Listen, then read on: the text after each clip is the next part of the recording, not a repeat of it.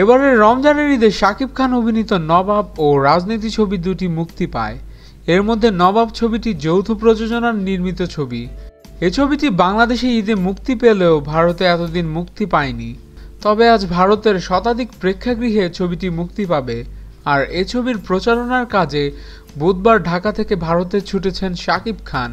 ভারতে যাওয়ার আগে শাকিব খান আমাদের বলেন, বাংলাদেশের দর্শক নবাব ছবিটি পছন্দ করেছেন এবং ছবিটি সারা দেশে বেশ ব্যবসাও করেছে।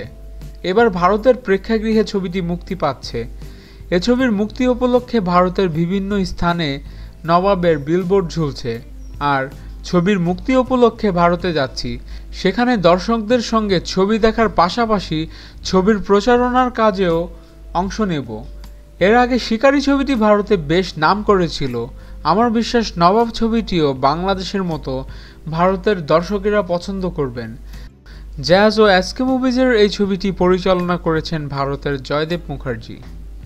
আমাদের ভিডিও ভালো লেগে থাকলে অবশ্যই চ্যানেল সাবস্ক্রাইব করতে ভুলবেন না এবং আপনাদের যে কোনো মতামত আমাদের কমেন্টস করে জানান এবং লাইক দিন, শেয়ার করুন। ধন্যবাদ।